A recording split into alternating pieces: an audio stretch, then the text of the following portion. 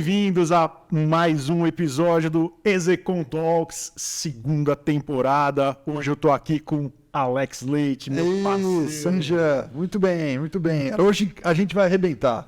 Hoje sem o Henrique no primeiro... Cara, a gente sempre fala, vai ser muito mais dinâmico aqui com a gente, pessoal. Imagina, a gente sente muita falta do Henrique. Mas, gente, hoje a gente tem um convidado muito especial aqui. Um aluno, mineiro, 35 anos, Kaique Flashing, que tem uma história formado em turismo. A gente vai abordar esse tema aí, né? Formado em turismo, ficou mais de 3, 4 anos aí no setor de turismo e caiu no e-commerce. A gente precisa conhecer essa história. Mas o Kaique também tem uma história e justamente quando ele entrou no e-commerce, ele assumiu uma posição global em Kiev, na Ucrânia. Justamente, você estava lá, né? Justamente quando a Rússia invadiu a Ucrânia. Kaique, conta um pouquinho dessa trajetória pra gente. Do momento da invasão? Começa lá. A parte da invasão em si, enfim, foi inesperado, ninguém imaginava que isso iria acontecer. Então, até então, todo mundo ficava, vai ou não vai, mas já pegaram um pedaço ali, enfim, vai acontecer. Foi realmente uma surpresa, assim, ou algumas notícias já estavam pairando? Tinha uma intensificação de notícias, né? De, olha, se prepara, mas ninguém levava muito a sério, né? Porque parecia algo meio impossível de acontecer. Uma semana antes, a população começou a receber uns panfletinhos de como se preparar em caso de bombas. E aí eu peguei um panfletinho desse. Bom, agora o negócio tá ficando meio sério, que normalmente você não vê isso na rua, né? Gastaram com gráfica. Realmente é para colocar o terror. E aí eu acabei me preparando. Então eu deixava o carro com todos os documentos, eu deixava tanque de gasolina cheio, etc. O básico que a gente precisava, né, para sair correndo. Caramba. E aí, quando realmente ocorreu, na hora eu ainda não acreditei, então tinha um amigo chileno ligando e falando, ligando, eu atendi umas 4 da manhã, e ele falando, olha, estão jogando bomba. Eu, cara, não, isso é explosão de gás, é uma população que estourou aí. E ele, não, tá todo mundo saindo, dá uma olhada. E aí eu fui no Google pesquisar, porque ele morava uns 5 quilômetros de distância, e eu vi a notícia, tá começando a invasão. Nesse momento, daí eu já peguei minha esposa, minha filha, acordei, né, olha, vamos embora, vamos sair, né, vamos em direção à Polônia. E aí começou a cair bomba perto. Então os prédios tremiam e eu saí correndo com umas coisas, mas já estava meio preparado. Então a gente saiu correndo e estava escuro e você via, só escutava, na verdade, só coisa passando. Isso podia ser, não sei, míssil, tudo, a gente olha a porta ali perto, avião, uma zona, um caos. E aí todo mundo sai correndo na rua, aquela doomsday, assim, sabe? Os pais segurando os filhos, todo mundo querendo pegar carro e fugir.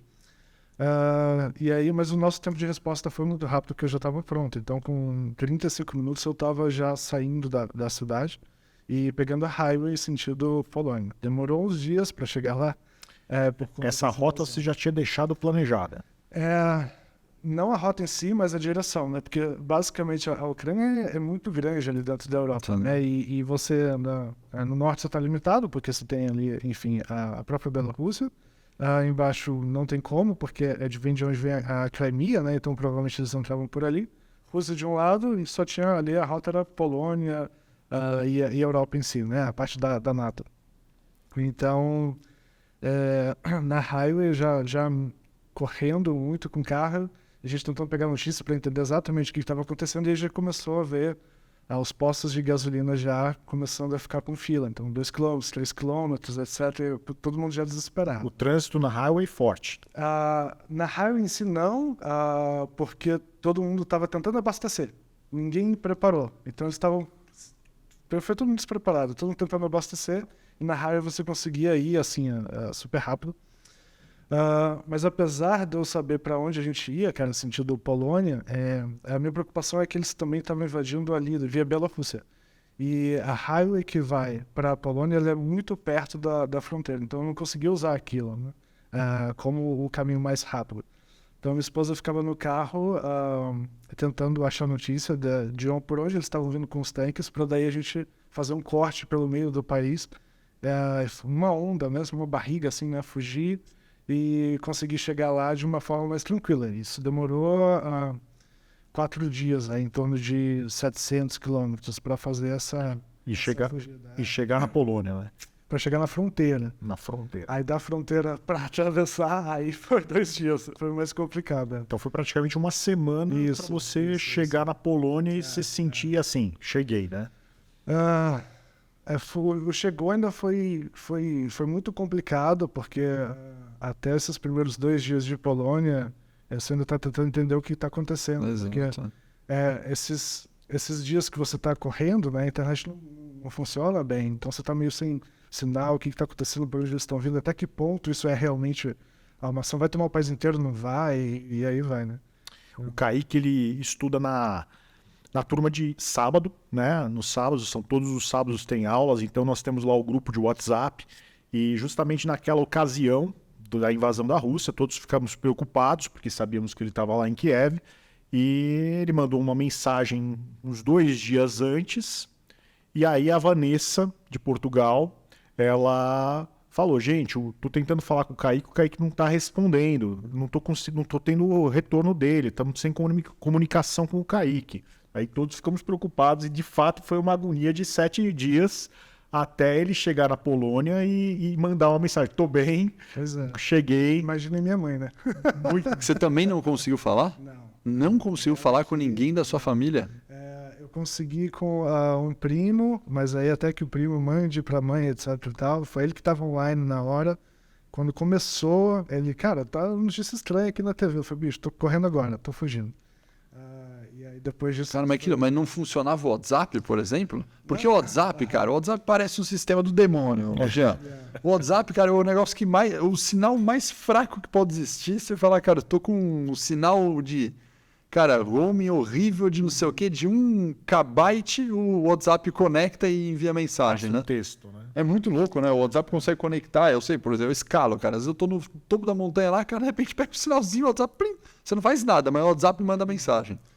A dificuldade toda de sinal, a gente já conseguia de vez em quando, mas o WhatsApp lá, na verdade, não funciona. Telegram, naquela região. Tá. Sistema ainda.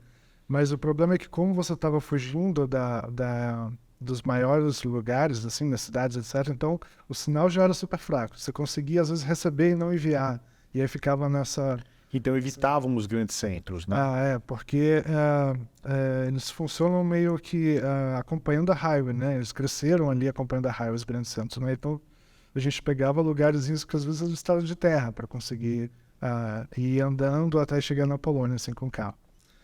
E foi isso, consegui atravessar, foram 50 quilômetros de fronteira, 2 dias para 50 quilômetros, e aí a gente atravessou para a Polônia, onde a gente, aí sim, internet o tempo inteiro, né? Enfim, e entendeu o que estava acontecendo. Eu acho que isso inaugura uma fase posterior da sua carreira, né? Quando você sai de Kiev, mas então vamos um pouquinho para entender, né? Esse seu movimento de ir para Kiev, né? Então, qual empresa foi essa? O que te levou ao e-commerce? Conta pra gente essa história.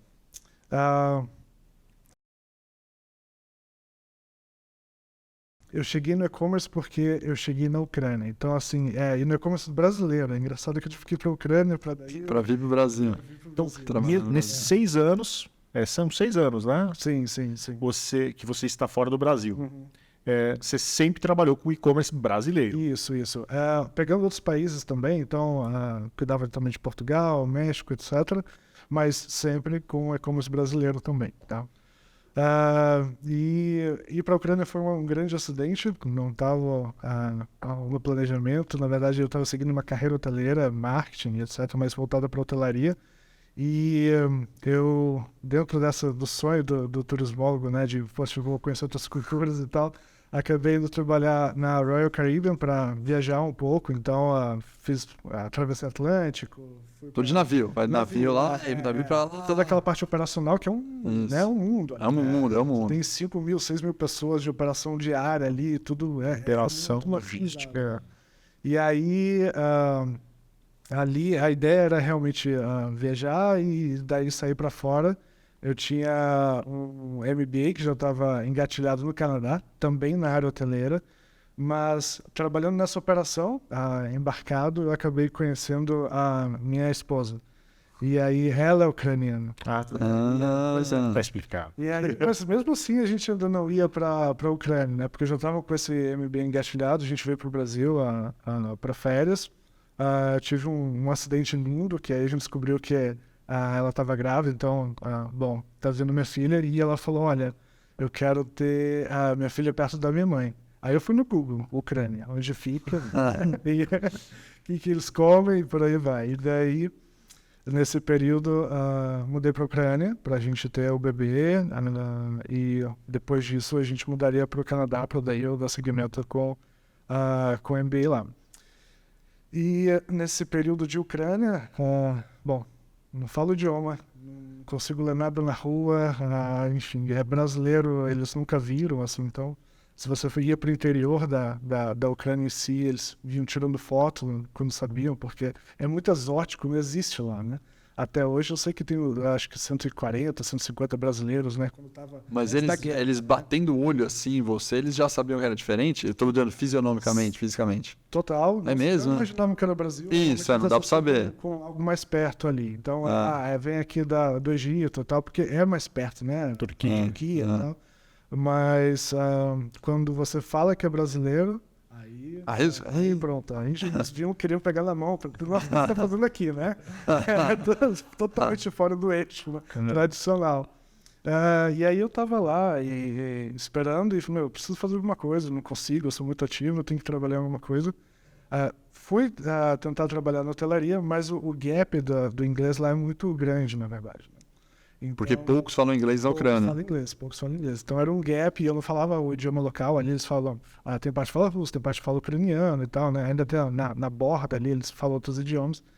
E aí eu sempre esbarrava nessa. Na liderança de equipes você não conseguia liderar, porque você não conseguia falar. Se comunicar com as pessoas, lógico, né? Eu falei, então não vai ser uma opção, o que eu vou fazer? Qualquer coisa para ficar online, acho que faz sentido. E aí eu comecei a achar alguns jobs ali, ofertas de trabalho, porque isso é muito interessante. Eu acabei descobrindo que a Ucrânia é um polo tecnológico. E você tem grandes empresas que elas estão ali, porque os engenheiros de lá são super qualificados, e aí eles trabalham em todo esse background, criação de app para, sabe, a iOS, etc. E tudo isso acaba servindo outros mercados. A Europa em si, né? Digo Europa, o lado europeu ali, da União Europeia, e a América do Norte.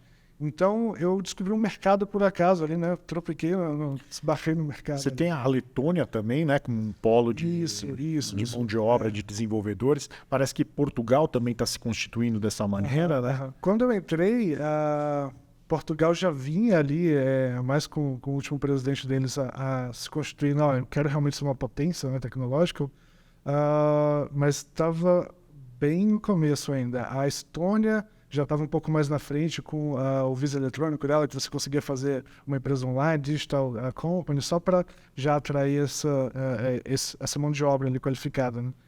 E aí eu acabei entrando nesse mundo de vagas que tinha, então realmente você tinha demanda por português, inglês, espanhol, etc., para atender ali dentro das empresas, atender esses mercados.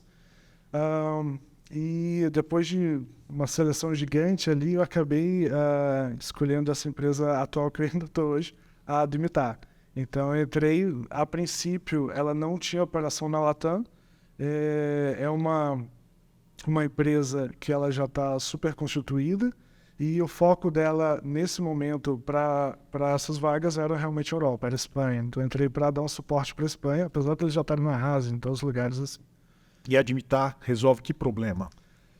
A Dimitar é um canivete suíço, na verdade. Ou ucraniano, né? O fundador é ucraniano. É alemão. É alemão, o fundador é alemão. Existe uma confusão até em relação de onde é a Dimitar, porque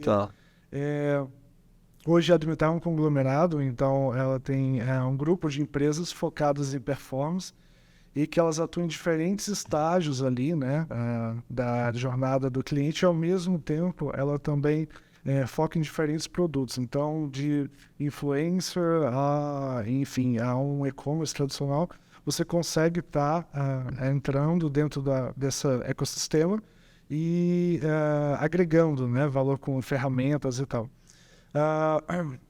Mas ela, a princípio ela é da Alemanha e ela foi se desenvolvendo, um dos braços mais famosos dela é a rede de afiliados, né, a Partner, e ela foi desenvolvendo a partir do leste europeu.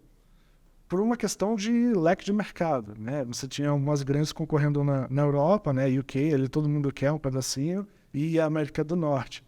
E às vezes a gente acaba esquecendo que existem mercados super importantes que estão ali, né, também gritando por soluções. E aí a empresa ela cresceu a partir daí. Então ela chegou, quando eu entrei, ela já dominava o leste europeu, a Rússia, 80% do mercado russo era da empresa. Isso falando da rede de afiliados, existem outras empresas no grupo, né? A Ásia em si, então hoje é uma das líderes na Índia também. A gente tem 70% do mercado, a gente está expandindo bastante para ali. E depois de tudo isso, eles começaram a entender para onde eles iam expandir. Foi nesse momento que eu entrei para dar suporte para o mercado espanhol. Então você entrou numa vaga online, na realidade. Uma vaga online, querendo você poderia entender estar onde que... Isso. Assim, a sua presença na Ucrânia não tinha nada a ver com a sua função. Com o mercado local. Era tá ali, como vocês trabalham em home mesmo, prestando serviço para a Espanha. Ela é sediada na Alemanha. Isso, na Alemanha são vários escritórios, né? Ainda existe um escritório muito grande em Kiev ali, com 300 pessoas, mas o HQ dela fica na Alemanha. O escritório existia na Rússia até o conflito, né? Depois a empresa saiu. Também na Índia, na China, Suíça, e aí vai indo embora, né? São vários países mesmo, mas eu entrei no escritório ucraniano para dar suporte justamente para essa operação. E a sua decisão pelo MBA foi relacionada ao e-commerce em si? Quer dizer, conta um pouquinho dessa sua decisão e a escolha pela Escola Superior de E-commerce. Isso. Bom, quando eu entrei para Admitar, isso foi 2017. Então, comecinho de 2017 ali, foi quando eu me descobri, né? Eu acabei encontrando esse universo. Eu falei, uau, dá para fazer muita coisa aqui. E o grande pulo do gato para mim foi entender que existia um bando de nórdicos doidos fazendo produtos de ponta, de linha, e que na verdade não eram conhecidos na América Latina, né? E aí vinha toda eu acho que essa conjuntura com a parte hoteleira, com a parte de experiência de cliente, etc. E eu comecei a fazer alguns testes com o Brasil. Daí eu comecei a fazer alguns testes com o Brasil e cheguei justamente nessa entrada do primeiro produto, que foi a rede de afiliados no Brasil em 2019. Em janeiro de 2019 a gente entrou. Desde então, a gente cresceu muito. O GMV do ano passado foi 590 milhões de reais, num período super curto. E eu fui aprendendo e crescendo com a empresa e, no fim das contas, eu acabei tendo que buscar ali um conhecimento mais sólido, né, do nosso próprio mercado. E foi aí que eu realmente me deparei com a Zecom. E foi uma escolha, você falou, de estudar no Brasil, sendo que você está prestando serviço, né, global, fora do Brasil. Você poderia ter partido para uma universidade americana, né, que tem um renome, digamos assim, maior, é muito referência, né? Qual foi a lógica de escolha pela Execom em um curso do Brasil, em detrimento, né, de alguma universidade americana ou do próprio Canadá que você já tinha pensado, ou alguma da Europa? Europeia. Muito interessante que essa parte da escolha, né, de onde você vai estar realizando a sua especialização, o seu MBA, isso é importante. Aí eu fui buscando nas grades o que eu precisava, quais eram os meus lacunas, na verdade, que eu queria preencher com isso, né? E o mercado americano é uma referência muito clara ali, mas ao mesmo tempo eu já, por toda essa experiência europeia ali, passou por vários mercados, experienciar na prática. Né? Como a gente está mais avançado ali do que países como Polônia, como a Alemanha em si, sabe? O próprio Portugal. Eu acabei optando por, deixa eu voltar para as minhas origens porque a gente está fazendo bem, né? Então eu preciso estar aprendendo e estar me desenvolvendo dentro do que o mercado tá ali crescendo junto, né? Então eu fui buscar o conhecimento na fonte. Eu acho que nesse sentido nada melhor do que instituições brasileiras para falar sobre e-commerce brasileiro, né? Porque assim, por mais que a gente tenha tecnologias globais, como a gente aplica, como que a cultura acaba incorporando e utilizando aquela tecnologia é o grande diferencial quando você vai para um mercado específico, né? E eu acabei aprendendo isso mesmo na marra de estar trabalhando com o Chile, ou com o México, com o Espanha. Porque tem muita diferença cultural, né? Sim. Ainda mais no e-commerce, você pega, imagina, né? Você trabalha ali com um e-commerce, tem muito de marketing, né? Atrelado a isso, muito de propaganda, muito de mídia, como você vai melhorar. E nessa propaganda toda, você vê que, de repente, a propaganda que você faz aqui, você tem que fazer muito diferente a propaganda aqui, que a palavra-chave que você... Você vê muita diferença cultural nesses pontos, até bem táticos, digamos assim, de campanha de marketing, por exemplo. Vê, né? Não, com certeza. E é claro que o objetivo final é ali, é a compra em si, né? Mas a partir daí, como você aborda esse usuário, esse consumidor, é que é super diferente. E no final é quase todo mundo utilizando as mesmas tecnologias, né? Não tem muita diferença do que o brasileiro utiliza para o que os Estados Unidos está utilizando, por exemplo. Então, é mais na comunicação e como você vai atingir o seu público ali. Isso é super diferente. Mas é super diferente. Uma coisa que é bem interessante, né, na trajetória dos nossos alunos na escola, a gente fez uma entrevista com os formandos na primeira turma, você ainda faz parte da segunda safra, que o MBA de sábados começou um pouco depois das primeiras turmas, né? A gente fez pesquisas que indicaram que 67% dos nossos alunos passaram por progressão de carreira durante o período de ensino, né? E você passou por uma progressão de carreira super importante, né? Até atingindo um cargo de diretoria já agora na Alemanha. Pode-se dizer que os seus estudos contribuíram a essa formação que você vem tendo? Com certeza. Eu acho que uma coisa na minha perspectiva, né? É você conhecer o seu produto, conhecer a tecnologia, conhecer do que vocês conseguem fazer juntos. E depois a outra é basicamente você conhecer o outro lado dessa operação, conhecer a fundo ali quem seria o seu cliente em si, né? E nesse caso, trabalhando com o e-com no Brasil, né? E tendo esse suporte, né, bem profundo do que é realmente a operação de e-commerce brasileiro, desde, né, como que a gente vai trabalhar com, enfim, com os armazéns, etc. e tal. Isso ajudou bastante, porque te dá um background para que daí você acabe sugerindo, interferindo mais na companhia como um todo, né? A criação dos produtos, porque isso é algo que a gente faz também, né? A gente está na ponta ali, desenvolvendo produtos novos, por exemplo, tecnologia cookies, etc. Tudo isso já existe, mas como que a gente consegue trazer esse aprendizado todo, eu diria, do campo, né? Do próprio mercado, para daí você estar incorporando e melhorando os produtos que estão lá, ou desenvolvendo soluções específicas, sabe? Então é um grande apanhado ali que juntos eles ajudam com certeza. 590 milhões de MV é um número super expressivo. Ainda mais no curto espaço de tempo, né? Ainda mais no curto espaço de tempo. E aí, primeira coisa, assim, vamos esclarecer para os nossos ouvintes, né? É uma dúvida que muitos têm, né? O que é marketing de afiliados e qual é a diferença que pode fazer isso nos negócios? Maravilha. Eu acho que essa é uma pergunta que se depara o tempo inteiro em toda... Mas eu começaria a dizer que marketing de afiliados não é Hotmart, não é infoprodutos, assim, sabe? Sim. O marketing de afiliados, assim, em suma, ele seria basicamente um conglomerado, né? Então você junta ali várias fontes de tráfego para você atingir uma determinada ação.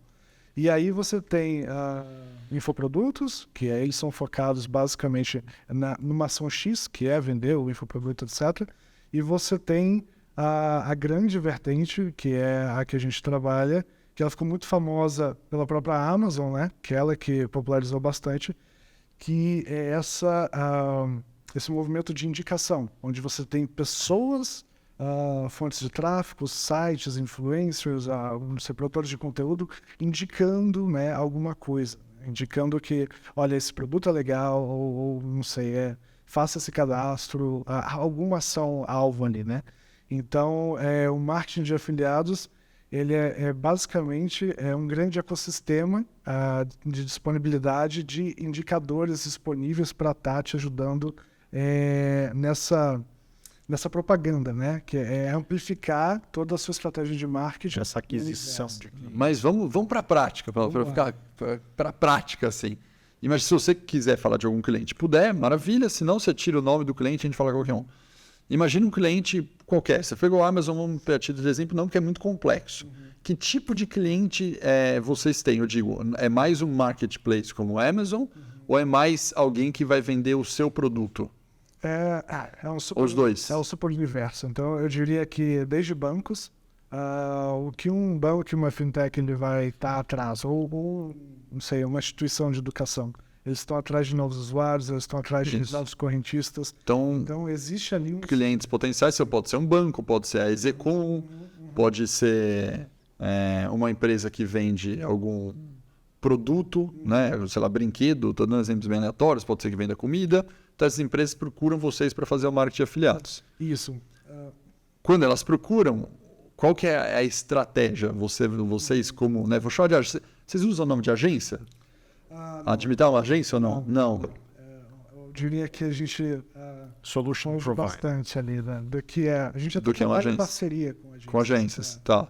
Mas ela é bem diferente. Na verdade, quando uma empresa X entra em contato com a gente, o que a gente faz primeiro é uma análise, né? Entender o que vocês estão querendo, né? O que a empresa quer. Imagine que fosse a Execom, fôssemos nós aqui, entramos em contato com vocês. Provavelmente a Execom ia buscar visibilidade, novos alunos. Isso aí, a gente queria tracionar, aumentar o número de alunos, por exemplo. Isso. Nesse caso, a gente ia desenvolver estratégia juntos. Então, onde você está querendo estar exposto, né? Porque vocês já têm uma estratégia de marketing e aí o que a gente vai fazer é jogar isso no universo ampliado. Isso. Imagina que toda a web ela está disponível para estar falando de vocês. Perfeito. Então é isso, mas não é vocês, é o famoso boca a boca. Boca a boca. Digital. Social digital. Mas aí como é que funciona isso na prática? Legal, legal, vamos admitir, a gente vai ter um monte de pessoa indicando os nossos cursos, por exemplo. Com quem que você fala, quem que você contrata, é isso que a galera tem dúvida. Fala, não, mas tá bom, mas você vai contratar um influencer que vai falar, mas quem que você contrata para falar da gente? Isso, na verdade, vai depender muito do que você está buscando. Porque como é um programa de afiliados, por exemplo, você que vai me dizer, eu preciso de influencers, ou eu preciso de, não sei, sites de conteúdo, ou eu preciso de, talvez estar mais ali perto no fim do funil, eu preciso de estar dentro dos cashbacks, eu quero estar em programas de lealdade.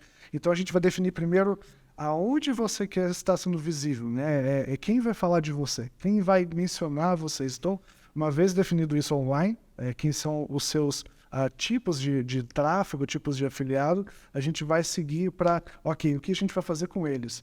Então, se a gente está falando de um e-commerce tradicional, a gente vai ter veiculação de oferta, vamos ter veiculação de cupons. Vocês querem trabalhar, por exemplo, com algum SKU específico que está ali na ponta do estoque, a gente quer girar. O que vocês querem fazer? É um mar ali. É uma ar, né? E aí a gente tem milhares de afiliados que vão, por exemplo, de empresas como o Opera Browser em si, a cashbacks famosos, né? A programas de loyalty que estão disponíveis para estar trabalhando com vocês e acreditando no propósito do programa de afiliados de vocês, né? Então depende do KPI que vocês estão. Então, o que vocês estão buscando num programa de afiliados? Que tipo de performance vocês querem ter? E a partir daí a gente vai traçando junto. Enfim, vocês sabem que se a gente for falar de um e-commerce, é claro que ele vai estar buscando mais conversões, etc. Mas vai depender de que vertical, né, você vem. E qual é o modelo de cobrança hoje? Maravilha. Dentro do mundo de afiliados existem diversos formatos. Então, a gente pode estar falando por leads. Então, basicamente é uma ação, né? Então, seria por leads ou por ação concluída. CPA. Formulários. Que é custo por aquisição, né? Isso. Esse é o mais comum. Eu acho que a gente pode focar nesse que é mais trazendo para o nosso universo, né? Do e-commerce em si. Aí seria o CPA. E por que ele é super interessante? O CPA em si, ele pressupõe que você só vai pagar uma comissão, né? Então, você vai calcular aquela margem ali, quanto que eu tenho, na verdade, de margem para poder estar investindo numa ação, numa conversão X. E aí você calcula, imagina que você tem, não, cheguei em 3%. E você fala, olha, afiliados, eu tenho 3% aqui para poder pagar por uma ação que vocês me tragam. E esse é o grande ouro do modelo, na verdade, né? E por isso que a Amazon continua até hoje, e grandes aí, a gente pode falar, Shein, AliExpress, todos eles trabalham, né, com esse modelo. É que parte do pressuposto é que não existe um investimento inicial. Existe uma ação a entregue. Custo variável. Pois é. Então você tem uma ação que você não entrega e a partir daí, com a ação garantida, você já tem essa ação. Ela já foi aprovada, ela já passou por todos os seus checks, etc. Então já está ali dentro da sua operação, você pagaria aquela comissão. É algo muito previsível e escalável. Por isso. Exatamente. E isso vem sendo bastante difundido, né? Na realidade, o marketing de afiliados não é algo novo. E remonta aí, pelo menos, a história do próprio e-commerce, né? E ganhou uma má fama por um período, especialmente no que se refere à questão dos modelos de atribuição, né, Kaique? E aí, justamente, muitas operações começaram a temer, né, a utilização dos marketing de afiliados, especialmente quando a gente está falando de pequenas e médias operações. Por quê? Porque realmente demanda uma atenção. No modelo de atribuição, basicamente, para o nosso ouvinte entender, afinal, a quem eu devo atribuir aquela Aquele lead venda? veio da onde, né? O lead Aquele que virou uma venda vem da onde? Veio da onde, né? É isso. Foi o Google que fez o last click, foi o e-mail marketing, foi o anúncio que foi realizado na televisão, ou foi o marketing de afiliados? E como o marketing de afiliados ele utiliza muito frequentemente o CPA, né, que é o custo por aquisição, ou seja, a venda ocorreu, se paga um percentual. Havia um risco muito grande da bitributação, da bicobrança, né? Você pagar para o Google e depois pagar para o cara do marketing de afiliados. Google e pagar também para o marketing de afiliados. É isso aí. Então é necessário uma análise, porque às vezes final de contas, por quantos dias eu considero que aquilo é um lead, né? Lembrando que a jornada de consumo ela é complexa, muitas vezes. No fundo é um percentual. Porque, cara, o cara viu um banner ali, o cara viu não sei o quê, o cara ouviu um podcast. Cara, na verdade, você tem que fazer uma lead score do cara e ver quantas ocorreu o cara, porque o last click é o last click, mas, cara, aconteceu muita coisa, o cara tá chegar lá. Então, eu queria ouvir do Kaique justamente assim, como que a indústria, né, você que está dentro da indústria do marketing de atribuição, né, do marketing de afiliados, tem tentado reverter essa situação, esse mal visto, né? E, ao mesmo tempo, porque, imagino, a clareza e a transparência são os melhores negócios. Eu acho que matou a pau. A clareza e a transparência, né? É muito interessante porque quando eu entrei com a rede de afiliados no Brasil, essa foi a primeira impressão que eu tive. Que eles estavam recebendo com facas e o que você está fazendo? Né? O mercado estava... nervoso. Estava nervoso. Desculpa te interromper, mas tem uma história bem interessante com o Gerson Ribeiro, que num evento num fórum e-commerce Brasil, ele, numa palestra, meteu o pau no marketing de afiliados. E ele falou assim que quando desceu do palco, mas tinha, porque alguns dos mantenedores do e-commerce Brasil eram marketing de afiliados. Que ele falou que apanhou feio, que sei lá. Mas a gente reconhece que a mudança do mercado começa a partir do momento que o próprio mercado aponta o dedo. É lógico. Então, na medida que os marketplaces estão se tornando muito agressivos, impositivos e espremendo os sellers, se um movimento como o e-commerce Brasil, se nas palestras do e-commerce Brasil não surge esse debate, cada vez mais, por exemplo, os marketplaces vão pressionar os sellers. É isso, tão simples quanto. E houve uma mudança profunda, né? Dentro da cultura, da indústria de marketing de afiliados, que eu acho que você vai contar um pouco sobre isso agora. Isso. A minha visão de fora, na verdade, de até para entender por que ficou tão queimado, né? E algo que a gente sabe que é efetivo, porque eu imagino que todo movimento, né? Quando ele entra em um país, assim como o afiliado em si, ele está se formando, né? Então não tem muitas leis, não tem muitas regras, né? É quase uma terra de ninguém. Então quando eu entrei com a Fendi aqui, eu senti que Muito havia se feito, muito legal, né? Enfim, coisas legais aí, e ao mesmo tempo muitas ações ilegais, né? Então não existiam os limites ali. Isso veio depois com redes sérias também, e pessoas sérias trabalhando para mostrar o que é, na verdade, né? Tirando ali o jogo, o que é uma performance estudada, né? Como que você utiliza o mercado de afiliados e a própria ação de performance com afiliados dentro da sua estratégia, porque essa é uma das grandes coisas que a gente vem batendo, que assim como você tem ali a sua estratégia de Google, você tem a sua estratégia com seus canais, afiliados é só mais um canal, né? E para bem ou para mal, todos os canais ali você precisa estar gerenciando, você precisa de estratégias.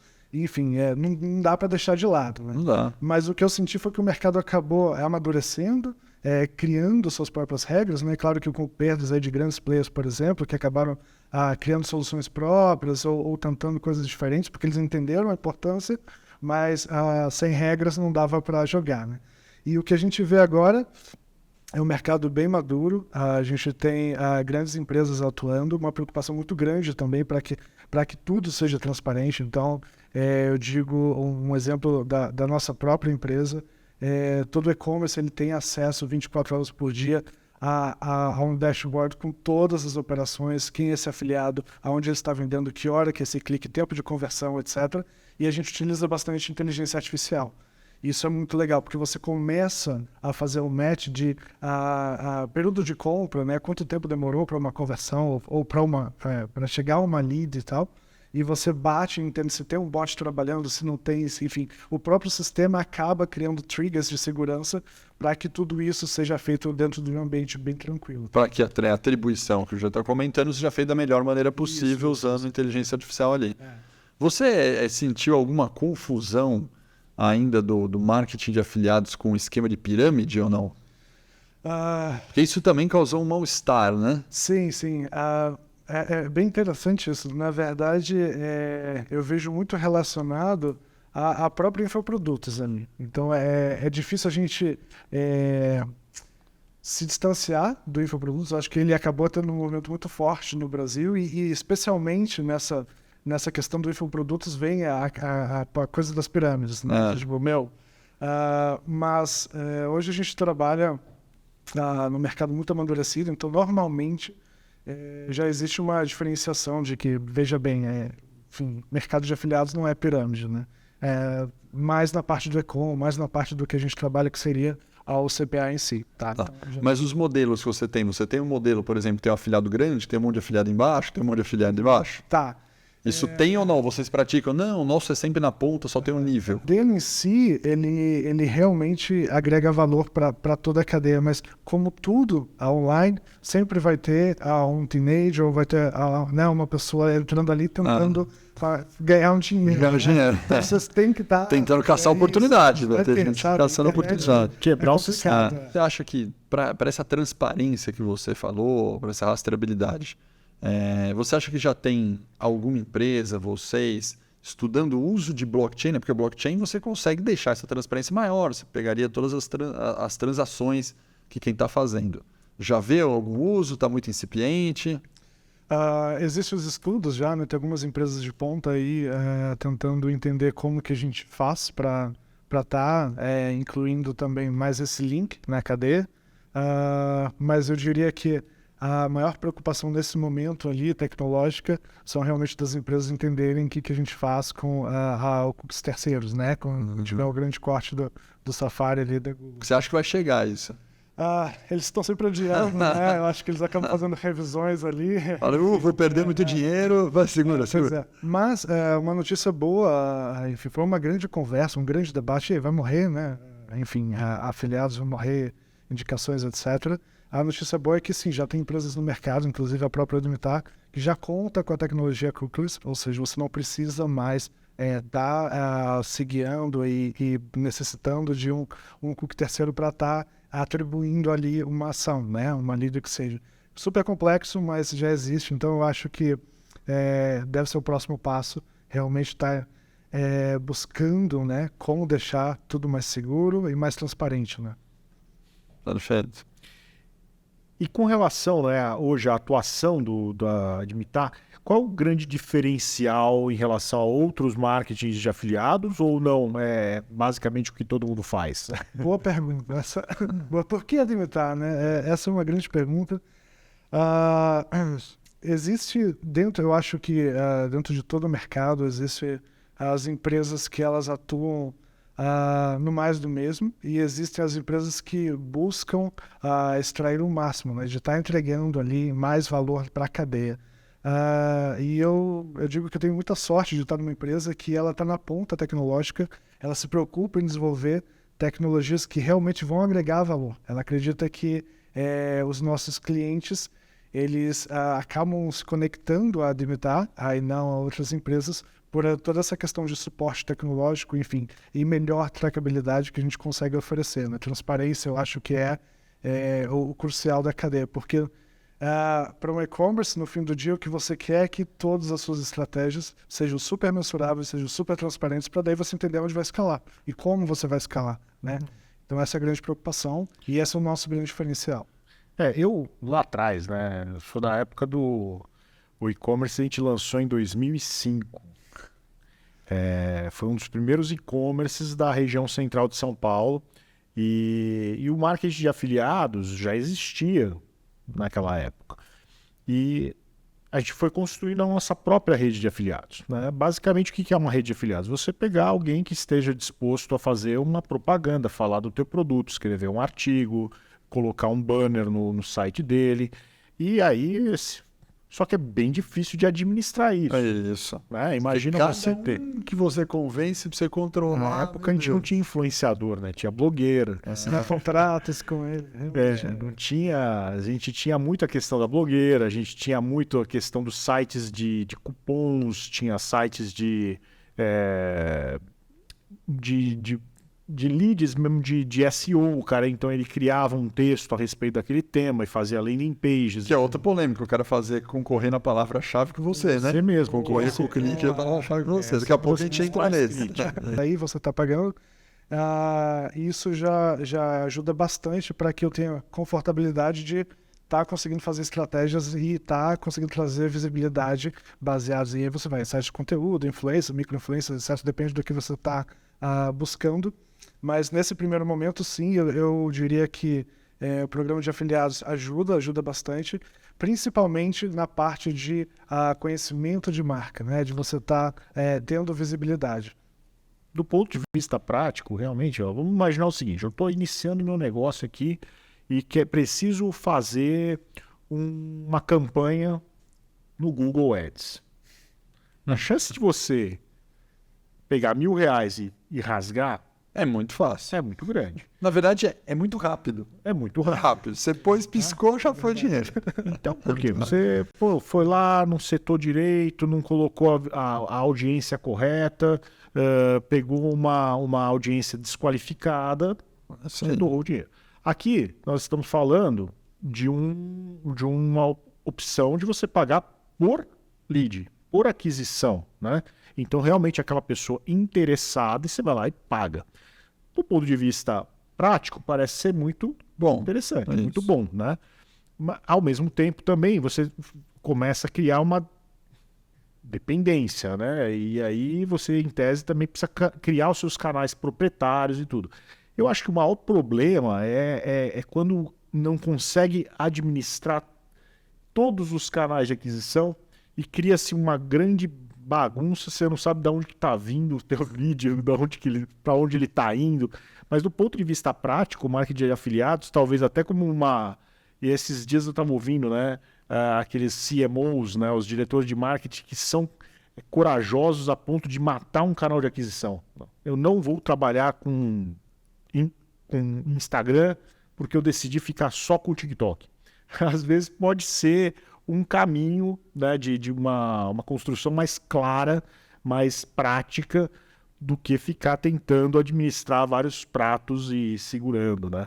Então é uma reflexão que se tem que fazer, porque efetivamente hoje em dia, para você ganhar dinheiro na internet está cada vez mais difícil. Mais concorrido, né? Eu diria que é cada vez mais concorrido. Né? Você vê, Kaique, essa lógica que o Jean falou, da dificuldade. Tem setores que o marketing de afiliado funciona mais e funciona menos? Quando eu digo setores, é indústrias. Vai falar, não, puxa, educação, infoproduto, voa. Cara, para e-commerce de produto de até R$100, voa. Mas, nossa, se for para carro, não funciona. Estou inventando coisas bem aleatórias aqui. Não, existe assim os setores tradicionais, eu diria. Então, o que é mais fácil, né, de você conseguir ações. Por exemplo, travel, né? É muito fácil você conseguir ações em travel porque o interesse é muito grande ali. Perfeito. E a rotatividade também, né? Então, você está atrás de férias, você está atrás de comprar uma passagem aérea, etc e tal, isso vai se movimentando. Então, você vai ter micro-influenciadores, sites de conteúdo, todo um ecossistema ali, né, de afiliados para te dar suporte, para te ajudar a maximizar ali a sua estratégia de marketing. Ao mesmo tempo, é muito mais difícil, e eu acho que isso é algo normal também, né? Você vender um carro online. É super complicado, né? Não só para afiliados, mas eu acho que no geral. No geral. Então, eu acho que a gente acaba esbarrando nas mesmas barreiras da própria venda online. Assim. Então, é mais fácil você vender o e-com, é super tranquilo você conseguir performance, por exemplo, para marcas renomadas, né? É mais difícil você querer trazer performance para marcas que estão começando, para produtos que estão começando, justamente porque eles precisam ser conhecidos, né? Tem toda aquela fase de descoberta, depois você está criando ali uma confiança com a marca, etc. Então, esse processo, ele é muito natural e ele se reflete também nos afiliados, né? Porque, querendo ou não, no final do dia, por exemplo, se você pegar um influencer, o que ele vai priorizar mostrar, né? Então, o que para ele é interessante? Você também precisa brigar pela atenção do afiliado em si, né? O que ele vai mostrar para o público dele? E entra nas mesmas premissas, nas mesmas dificuldades, eu acho, do que o mercado online em geral. Assim. É muito legal, né, que você vê o Kaique, 6, 7 anos fora do país, né? Tá na turma de sábado junto com a Vanessa, que é de Portugal, e nós temos alunos da Colômbia, temos alunos nos Estados Unidos. Enfim, tem muita gente de todo o Brasil, do mundo, e vão fazendo essa troca. E, Kaique, eu queria que você aqui nesses finalmente, né, você que está vivendo 6, 7 anos já na Europa, né, você está vendo alguma coisa diferente lá, alguma tendência que está por chegar aqui no Brasil, algo que seja bacana que nós aqui brasileiros já vamos nos preparando para isso? Interessante essa pergunta. Eu diria que estamos à frente de muitos países, então já tem países ali aprendendo bastante com a gente, então dependendo do que, na verdade, eles vão buscar referências no próprio Brasil, mas é claro, é porque nós somos um grande laboratório, né? Early adopters e tudo, então tudo que é tecnologia a gente acaba assimilando aqui. Mas eu diria que dentro do nosso mercado, algo que já está vindo para o Brasil seria vendas ao vivo. Isso é algo live commerce que no Brasil ainda não pegou, né? Ainda não pegou. Já tem algumas empresas já tem fazenda asiáticas até prestando serviço para grandes e-com aqui e começando ali esse movimento. Não pegou, realmente, mas eu vejo que estão testando. Estão naquele momento ali, né, nos primeiros testes, e que provavelmente isso é algo que vai ser assimilado muito em breve ali. Né? Muito bom. E você tem tido tempo de... Você está fazendo o MBA, agora ainda está estudando, mas tem tempo de ler, tem lido alguma coisa, tem estudado alguma coisa, assim, que você acha que vale a pena comentar? Tempo, eu diria que tempo é a coisa mais preciosa que você precisa gerenciar a família, enfim, expansões, novos escritórios. Lá na Alemanha, que horas que é o MBA? Na Alemanha, são 4 horas de diferença agora, né? Mas a gente tem ali o fuso horário que vai mudar depois, não sei, com a hora de verão. Hora de verão. Mas normalmente eu tô ali na hora do almoço e aí começa, enfim, a gente... Então, quer dizer, que começa às 9, né, aqui do Brasil, e termina às 13. Isso. Então lá para você é mais ou menos meio-dia. Isso. Vai pegando... Tranquilo, mais tarde, né? E tem uma aluna de Moçambique que aí para ela é dureza. Para ela é dureza, porque o fuso é o contrário, né? O fuso é o contrário. Muito bem. Então, Kaique, muito obrigado pela sua presença, foi sensacional. A gente presenteou o Kaique com o Squeeze da Execom. Isso. E sempre que vier ao Brasil, nos visite, né? Esteja conosco. Logo, logo você entra no esquema do Shift, né? Isso aí. Fazer o projetão final, né? Esse é o culpado de tudo aqui, Alex Dente. Gente, obrigado a vocês. Eu acho que é sempre um prazer estar mostrando um pouco mais do modelo, né? De como que é possível da gente estar fazendo mais performance online através de muita estratégia, através de muita clareza, né? E de entender com o pé no chão o que você quer. Bom, enfim, e eu sou um cara que realmente acredita muito no modelo e eu tô com a bandeira levantando aí pra gente tá mostrando isso mais no Brasil, que eu acho que faz total sentido. Maravilha. Muito bom, muito bom. Show de bola. Obrigadão, Kaique. E até o próximo Até o próximo. episódio de Execom Talks. É isso.